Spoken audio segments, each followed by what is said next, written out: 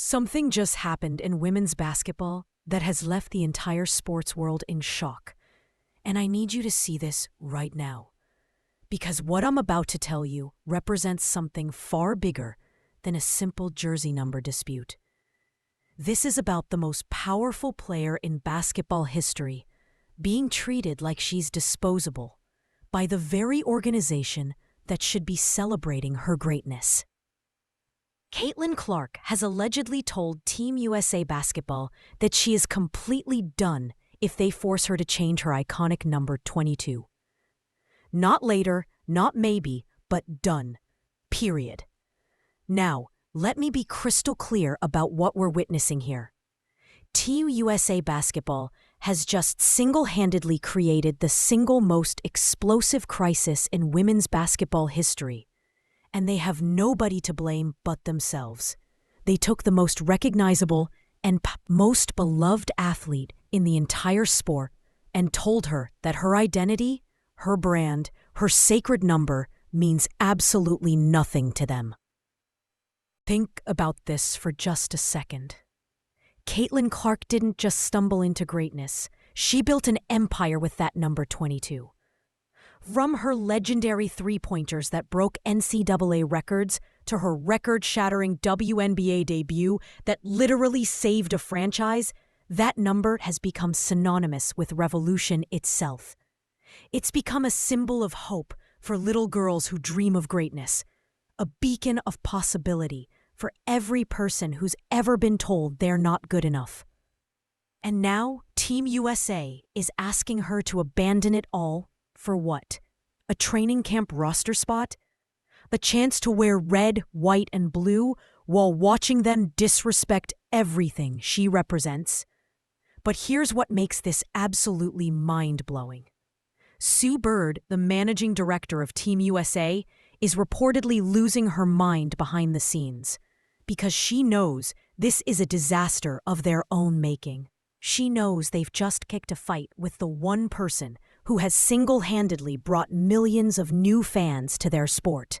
The player which fills arenas, breaks television ratings records, and has become bigger than basketball itself. This isn't just about a jersey number. This is about institutional disrespect disguised as administrative convenience. This is about watching the old guard try to control someone who has already transcended their ability to contain her. Right now, millions of fans are asking themselves the same question. If Team USA doesn't understand what they have in Caitlin Clark, if they can't respect the very symbol that makes her special, then what does that say about how they view every single player in women's basketball?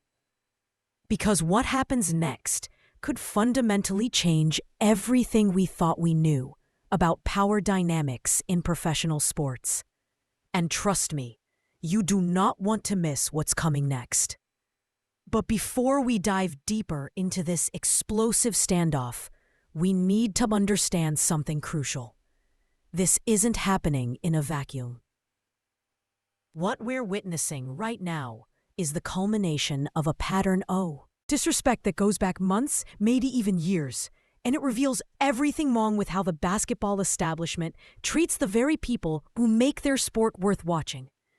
Let's rewind to earlier this year, when the Olympic roster was announced. Caitlin Clark, the player who had just shattered every scoring record in college basketball history, the athlete who had single-handedly brought mainstream attention back to women's sports, was conspicuously absent from that roster. Not injured, not unavailable, just ignored. Left out like she was just another player. The explanation at the time was that the Olympic team needed experienced players, veterans who could handle the pressure of international competition. But anyone with half a brain could see through that smokescreen. Clark had just proven in the WNBA that she could handle any pressure thrown her way. She was filling arenas, breaking television ratings records, and becoming a cultural phenomenon that transcended basketball itself. And yet, when it came time to represent her country on the world's biggest stage, She was deemed not good enough, not talented enough, not worthy enough. That snub sent shockwaves through the entire sports world, but it was just the beginning. Because once you start paying attention, once you start looking for the pattern, it becomes impossible to miss.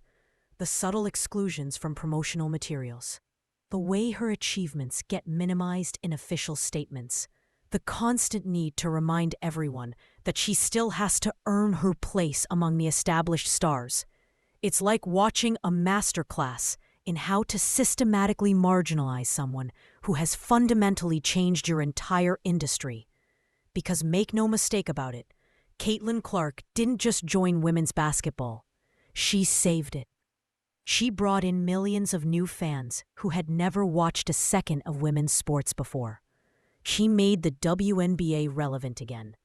She turned basketball games into cultural events that people talked about for weeks afterward. But instead of celebrating that revolutionary impact, instead of recognizing her as the generational talent she clearly is, the old guard keeps trying to put her in her place. They keep trying to remind her that no matter how big she gets, no matter how many records she breaks, she still needs their approval to really belong. And now, with this jersey number controversy, they're making their move again. They're testing her, seeing how much she'll take before she breaks. They're betting that she wants to wear that USA jersey more than she wants to protect the identity that has made her untouchable. But they're about to learn that they've picked the wrong fight with the wrong person at the wrong time. To understand why this jersey number controversy has ignited such fury across the basketball world, you need to understand what number 22 actually represents to millions of people. Because this isn't just about digits on fabric. This is about identity, legacy, and the sacred bond between a player and the symbol that has carried her to greatness. Caitlin Clark's number 22 isn't random. It was chosen on January 22nd, her birthday, when she was just 5 years old, falling in love with the game. It represents the moment when basketball chose her, and she chose basketball back. That number has grown alongside her from backyard courts to packed arenas, from high school gyms to the biggest stages in sports history. But here's what makes it infinitely more powerful than just personal significance. Number 22 has become the most recognizable symbol in women's sports. Period. End of discussion. When people see those digits, they don't just think of a player. They think of revolution itself. They think of the young girl from Iowa who defied every expectation, who shattered records that had stood for decades, who made the impossible look inevitable. From those mind-blowing three-pointers that broke NCAA history to her record-shattering WNBA debut that saved an entire franchise, number 22 has been the beacon of hope for countless people who never saw themselves represented at this level of competition. It's become shorthand for excellence, for breaking barriers, for proving that greatness has no demographic limits. Ask yourself this. When you think of Serena Williams, you think of number 23.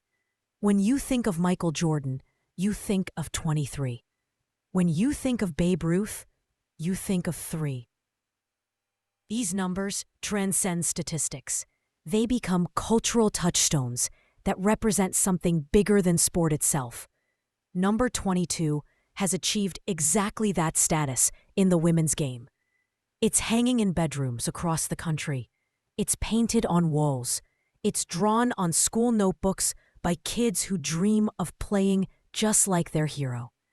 It's become a symbol that transcends basketball to represent possibility itself. And now, Team USA wants to erase that identity. They want to strip away the most powerful symbol in women's sports and replace it with, what? Number 17? Some arbitrary digits that mean nothing to anyone? They're not just asking her to change a jersey. They're asking her to abandon the very thing that has made her untouchable. They're asking her to sacrifice the legacy she's built and the connection she's forged with millions of people who see their own dreams reflected in those numbers. This is cultural erasure disguised as administrative procedure, and the people who truly understand what number 22 represents aren't going to let it happen without a fight. The confrontation came exactly when everyone knew it would, but nobody expected it to happen like this. It was supposed to be a routine administrative discussion, a simple phone call where Team USA explained their policy and Caitlin Clark politely nodded along. Just another player accepting the decisions made by people in suits who never played the game at her level.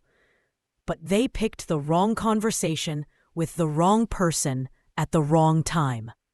The C. Aim on a Tuesday afternoon, just days before the December training camp roster would be announced. Team USA's administrative team had spent weeks crafting what they thought was the perfect explanation for why their biggest star would need to abandon the number that had become synonymous with her entire identity. They had protocols. They had precedent. They had what they believed was an airtight justification for forcing this change. What they didn't account for was Caitlin Clark's response being as direct as one of her signature three-pointers. "Absolutely not," she told them, her voice carrying the same unwavering confidence that had carried her through every critical moment of her career. "Number 22 is non-negotiable. If that's not acceptable, then I'm not acceptable." The silence on the other end of that call was deafening. These were people accustomed to making demands and having them met without question. They had never encountered resistance from a player who understood how much leverage she actually possessed in this situation. Sue Bird, the managing director who had handpicked Clark for this training camp, got the call less than an hour later. The conversation that followed has been described by sources close to the situation as everything from frustrated to outright panic. Burr found herself in the impossible position of defending a decision that had already exploded in their faces, while simultaneously trying to find a way to convince the sport's most powerful player to participate in something that now felt like institutional humiliation. But Caitlin Clark had made her choice, and she wasn't backing down from it. She had spent her entire career proving that she belonged on the biggest stages, that she could deliver when the spotlight was brightest, that she represented everything the sport wanted. Special for a chance to wear red, white, and blue went against everything she had built. It went against the message she had spent years sending to young players everywhere. Know your worth, protect your identity, never accept less than you deserve. And as word of this confrontation began to leak through the basketball grapevine, something extraordinary started to happen. Players started reaching out, not just to offer support, but to ask their own questions about respect, about dignity, about whether they too had been accepting too much for too long. The confrontation was over, but the real battle was just beginning. As the pressure mounted and details of the confrontation began circulating throughout the basketball world, Team USA found themselves in the unthinkable position of defending a decision that had already spiraled far beyond their control. What started as a routine administrative matter had transformed into a full-blown crisis that exposed the deadly intersection between institutional arrogance and modern player empowerment. The organization's initial response was predictable in its tone deafness. Official statements emphasized team uniformity and organizational protocol, as if these buzzwords could somehow justify demanding that the sport's most recognizable athlete abandon her signature identity. They spoke of tradition and respect for the jersey, while demonstrating neither toward the player, who had single-handedly elevated their entire product to unprecedented heights. But social media had a different perspective entirely. Within hours of the story breaking, #22orNothing began trending worldwide. Fans weren't just upset. They were furious at what they correctly identified as a calculated attempt to diminish the athlete, who had given women's basketball its first true mainstream relevance in decades. The responses were swift, brutal, and impossible to ignore. "If Clark won't wear 22, then I won't watch," became a rallying cry across every platform. Meanwhile, inside USA Basketball headquarters, panic was setting in as executives realized they had fundamentally miscalculated both Caitlin Clark's willingness to fight and the public's reaction to institutional disrespect. Meetings that were supposed to resolve administrative details instead devolved into desperate damage control sessions where everyone involved tried to figure out how a situation this simple had somehow become this explosive. Sue Bird found herself trapped between loyalty to her organization and recognition of basketball reality. On one hand, she was contractually obligated to defend USA Basketball's decision. On the other hand, she knew in her heart that they had made a catastrophic error in judgment. The player they were asking to compromise wasn't just any athlete. Sport. The old guard within USA Basketball, veterans who had built their careers on rigid hierarchy and institutional respect, couldn't comprehend how a player could dare to challenge their authority. They spoke in coded language about unprofessional conduct and putting personal preferences above team needs, completely missing the point that this wasn't about personal preference, but about fundamental respect for someone who had changed their entire industry. But younger voices within the organization began pushing back against this outdated thinking. They pointed out the obvious facts that seemed lost on their superiors. Caitlin Clark didn't need USA Basketball to validate her greatness. She was already a champion, already a record breaker, already the most marketable athlete in women's sports history. What did she actually gain from participating in a program that treated her like she was just another replaceable cog?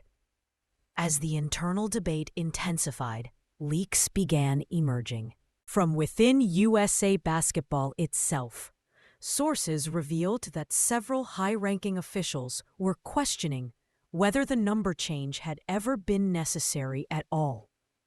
Others admitted privately that they had never considered how such a demand would be perceived by fans or how it would impact the program's public image.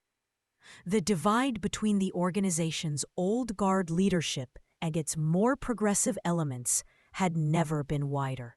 Some executives pushed for immediate compromise, recognizing that they needed Clark far more than she needed them. Others doubled down on their position, insisting that allowing a player to dictate terms would set a dangerous precedent that could undermine their authority forever. Outside the walls of USA Basketball headquarters, the basketball community was choosing sides. Current and former players began weighing in, with most coming down firmly on Clark's side. WNBA stars spoke out about the broader implications of institutional disrespect, connecting the latest incident to ongoing struggles for equitable treatment, better working conditions, and recognition that matched their contributions to the sport's growth. Social media became a battlefield where fans, athletes, and commentators debated not just this specific incident, but the larger questions it raised about power dynamics in professional sports. The conversation expanded beyond basketball to encompass systemic issues that plague women's athletics. The persistent devaluation of female athletes, the expectation that they should be grateful for any opportunity, regardless of how they're treated, and the uncomfortable reality that institutions often struggle to adapt when faced with players who understand their true worth. Meanwhile, Caitlin Clark maintained strategic silence while the chaos swirled around her. Her refusal to comment publicly only amplified the tension. Her silence became a weapon, forcing the organization to continue making statements while she remained untouchable in her principled stand. The training camp deadline approached like a storm gathering on the horizon, and everyone knew that when it finally arrived, the confrontation would reach its crescendo. The question wasn't whether Clark would compromise her principles. The question was whether USA Basketball would finally realize they had created a crisis entirely of their own making. But the real test was still to come. Then came the moment that changed everything. For days, social media had been churning with speculation, debate, and growing outrage. Fans had flooded every USA Basketball social media post with demands for answers. WNBA players had begun posting cryptic messages that clearly supported Clark's position. The mainstream sports media had finally started asking the hard questions that USA Basketball hoped would go away. And through it all, Caitlin Clark. Absolutely nothing. Her silence was strategic, calculated, and absolutely devastating to USA Basketball's efforts to control the narrative. Every statement they made was analyzed for weakness.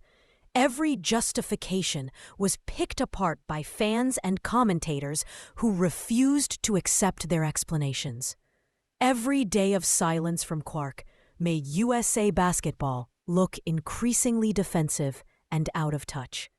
Inside USA Basketball headquarters, the atmosphere had shifted from panic to something approaching desperation.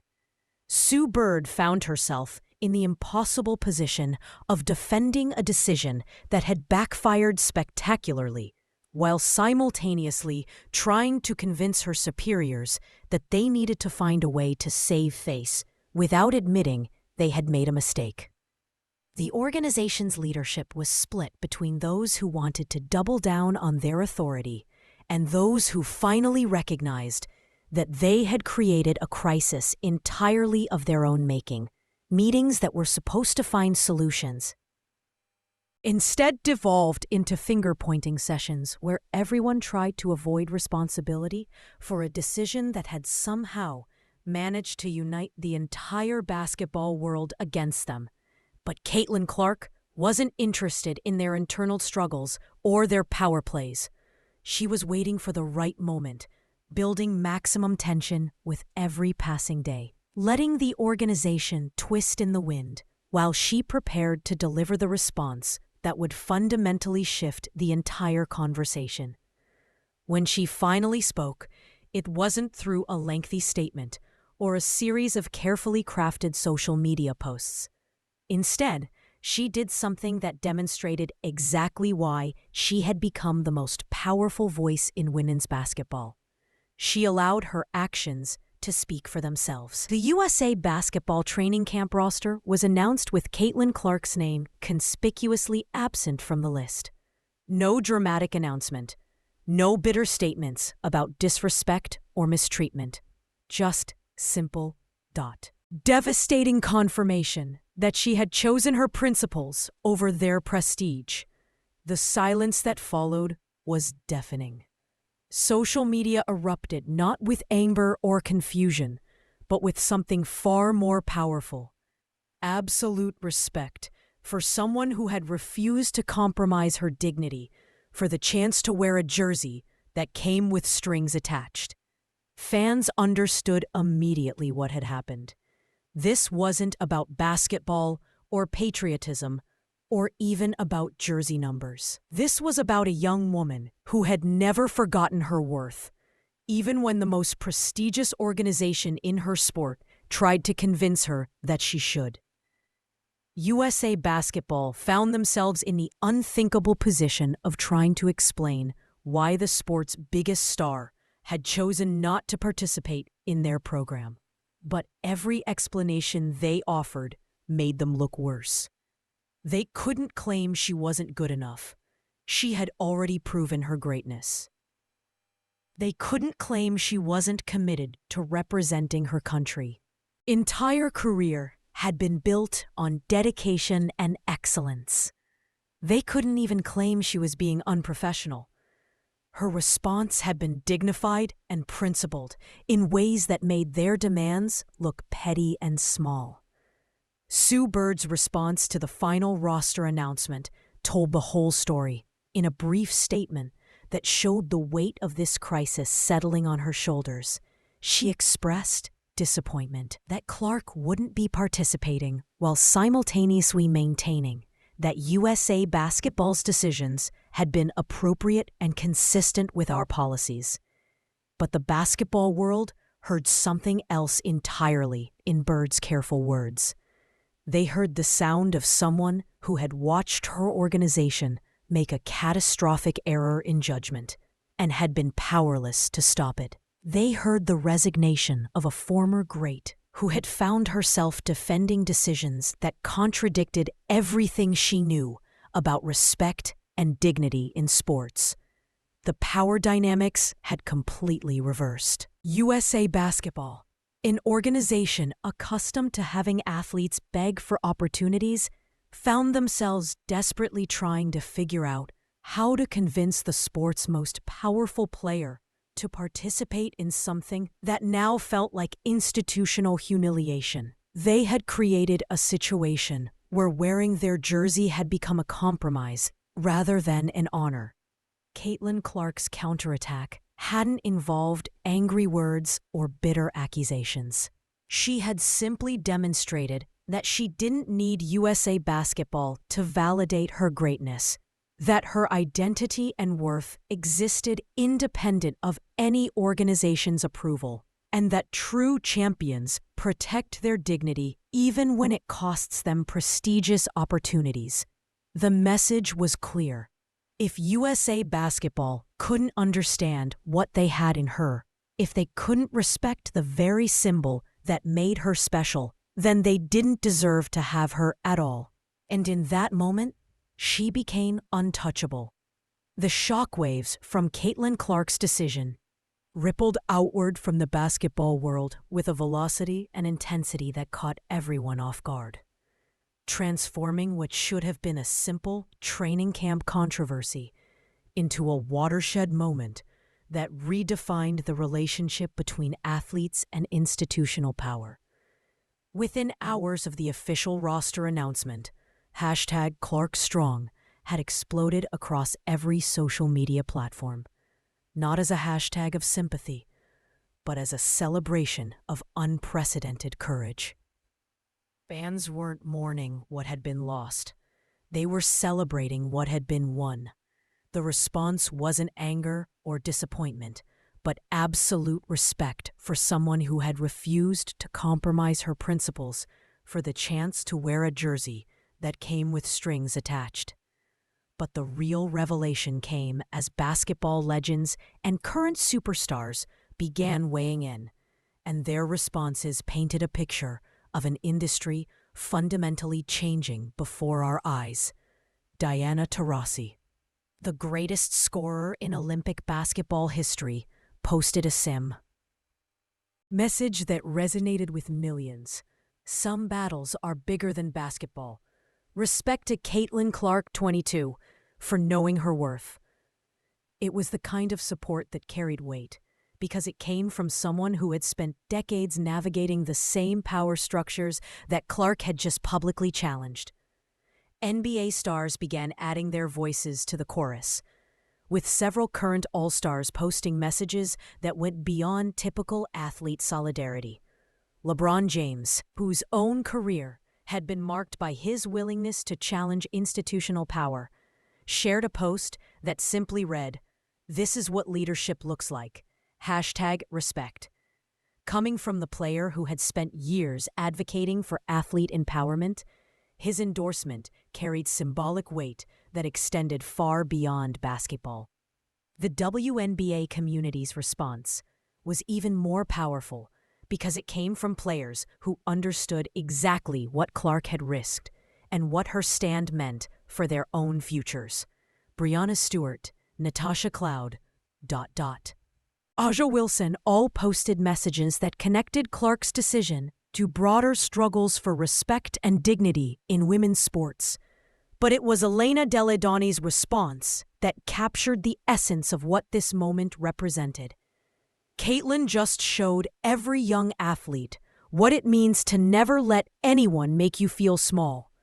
This is why she's the face of our sport.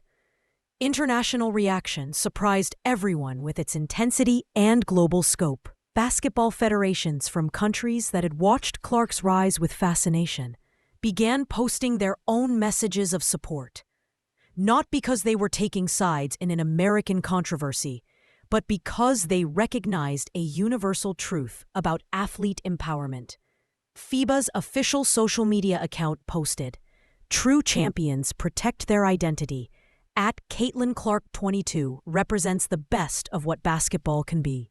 The viral nature of the response extended far beyond basketball circles into mainstream culture, where celebrities, politicians, and cultural influencers began sharing their perspectives on what this moment meant.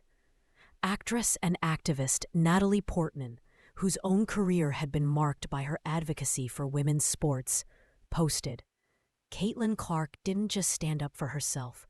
She stood up for every young person who's ever been told they're not worthy of respect." The post received millions of interactions, transforming the story from a sports controversy into a cultural moment about identity. USA Basketball itself, where several current and former players began privately expressing their own frustrations with the organization's handling of the situation. Sources close to the team revealed that multiple players had questioned the logic behind demanding that Clark abandon her number, especially when no other player on the roster wore 22. The internal pressure was mounting as the organization found itself increasingly isolated from the very people they claimed to represent. Social media became a battleground where fans of all sports debated not just this specific incident, but the larger questions it raised about athlete empowerment, institutional respect, and the changing nature of professional sports. The conversation expanded beyond basketball to encompass issues of gender equity, workplace dignity, and the responsibility that comes with wielding institutional power. Meanwhile, Team USA's damage control efforts seemed to make their position worse with every public statement. Their attempts to explain their decision came across as increasingly tone-deaf and out of touch with modern athlete expectations. Sue Bird found herself in the impossible position of defending a decision that had unified the entire basketball world against her organization, leading to speculation about her future role with USA Basketball. The training camp itself became a symbol of what had been lost, with several marquee players withdrawing their participation in solidarity with Clark. The event that was supposed to showcase the best of American basketball instead became a reminder of what happens when institutions fail to recognize and respect the athletes who make them relevant. As the days passed and the initial shock began to settle, a clearer picture emerged of what this moment represented. This wasn't just about a jersey number or even about Caitlin Clark's individual decision. This was about a generational shift in how athletes view their relationship with institutions, about the power of social media to expose institutional arrogance, and about the courage required to stand up for principles even when it costs you prestigious opportunities. The ripple effects were just beginning, and everyone who understood what had happened knew that this was only the beginning of a much larger conversation about power, respect, and identity in professional sports. But the real test was still to come. In the days that followed her historic decision, something extraordinary happened that transformed Caitlin Clark's personal stand into something far more powerful than anyone could have anticipated. What began as a conflict over a jersey number had evolved into something that would forever change how we think about athlete empowerment, institutional respect, and the courage required to defend your identity in a world that constantly tries to diminish it. Clark's response to the controversy when she finally chose to speak publicly about her D wasn't the bitter condemnation that many expected. Instead, she delivered a masterclass in principled leadership that elevated the conversation from sports drama to universal truth about dignity, self-worth, and the power of knowing your value. "I wasn't standing up to USA basketball," she said in her first extended interview about the controversy. "I was standing up for every young person who's ever been told they're not good enough.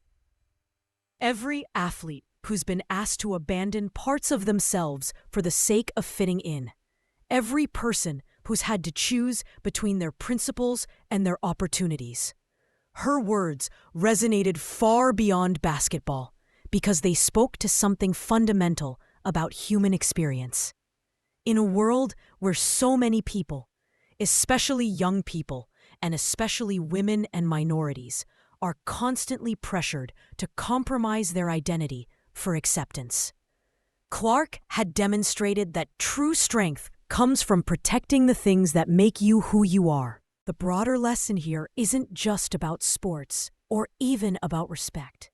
It's about the courage required to say no when the world expects you to say yes, to stand firm when everyone else is bending, to choose your principles over your prestige, even when that choice comes at a cost.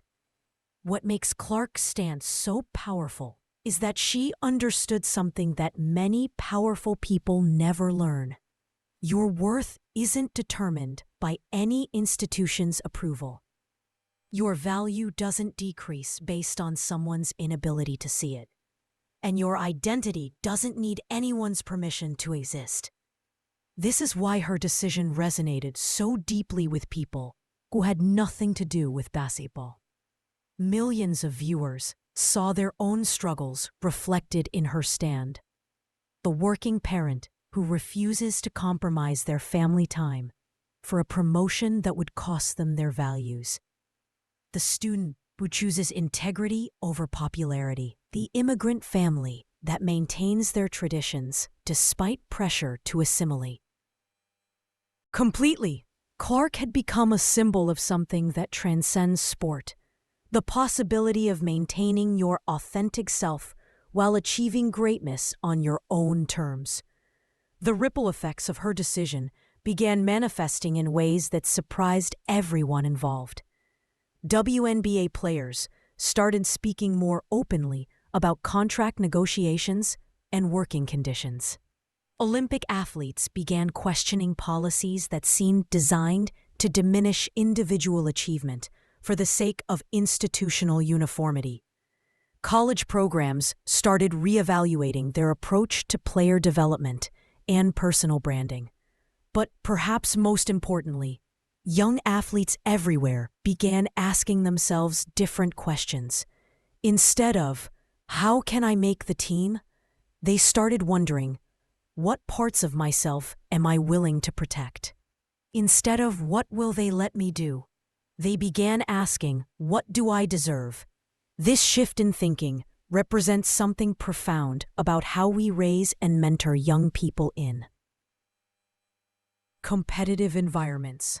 For too long, we've taught them that success requires sacrifice of identity, That fitting in means abandoning the things that make you unique.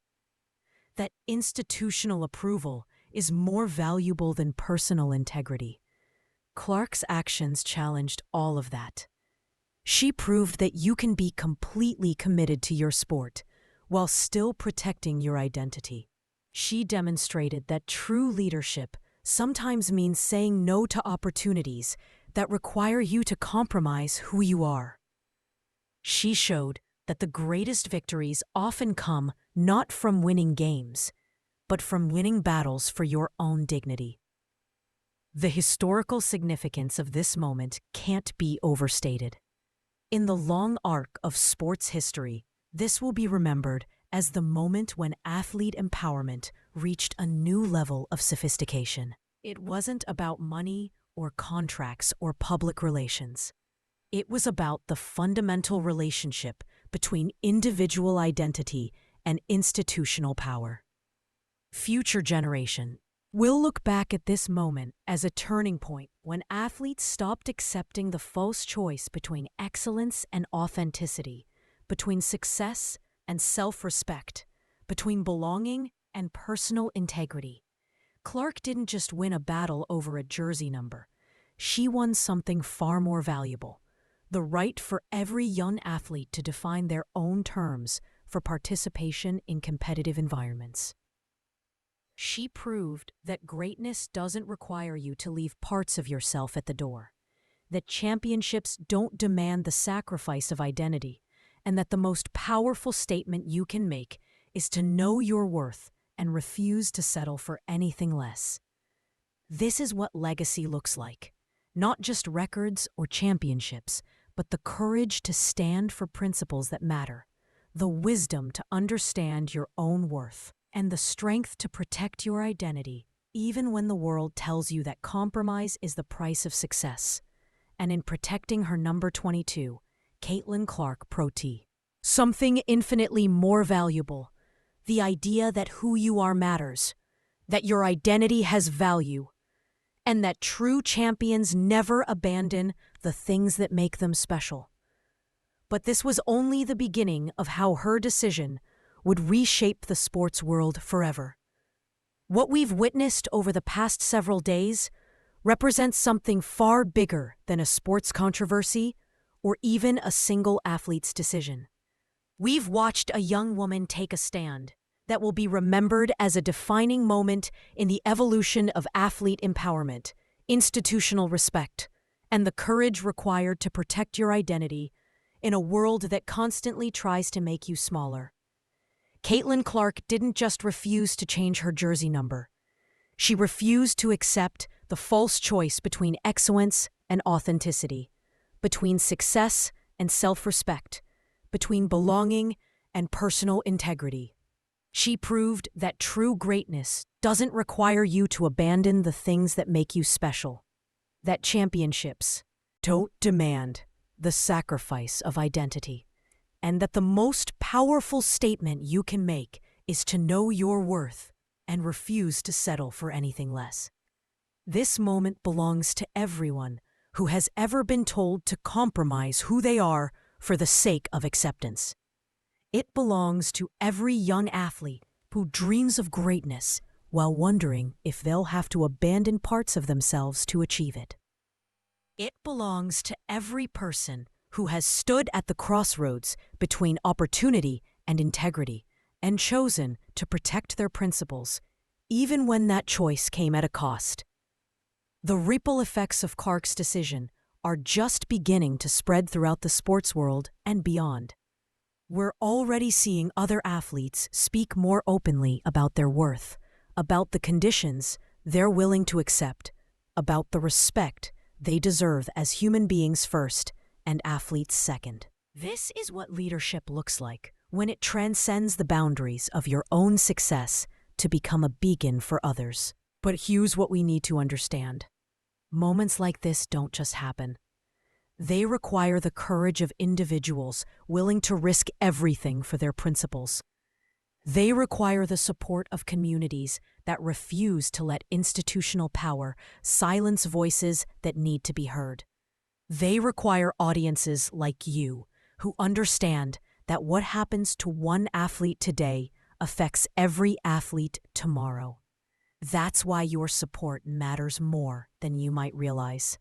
Every time you share Clark's story, every time you engage with content that celebrates athlete empowerment, every time you choose to support athletes who stand up for their dignity, you're voting with your attention and your influence for the kind of sports culture you want to see.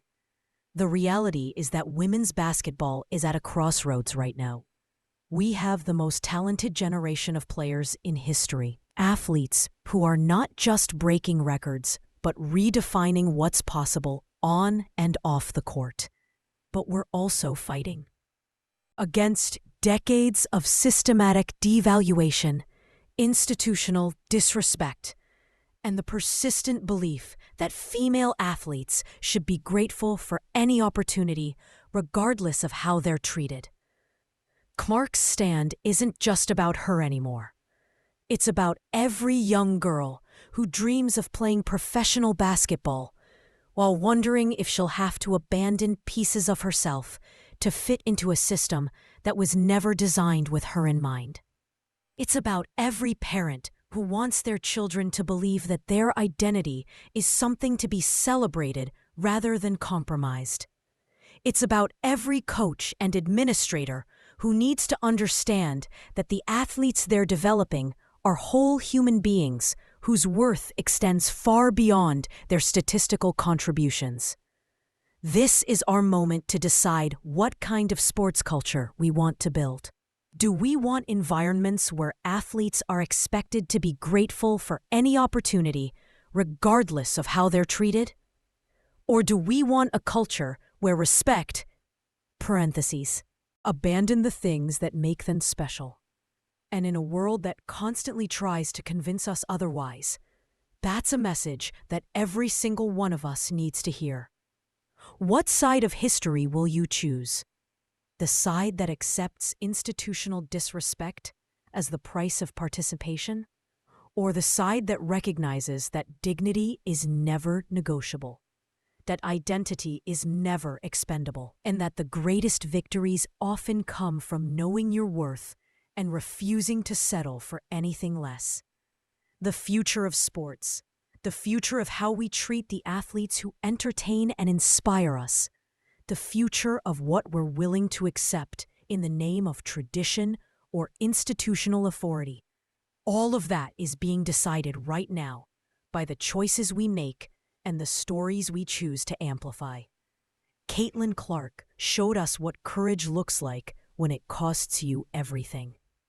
Now it's up to all of us to ensure that her sacrifice wasn't in vain, that her message continues to resonate, and that the changes she initiated become the foundation for a sports culture that truly celebrates the whole person rather than just their statistical contributions. This is our moment.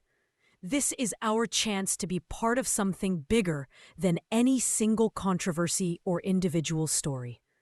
This is our opportunity to vote with our attention for the kind of sports culture we want our children to inherit.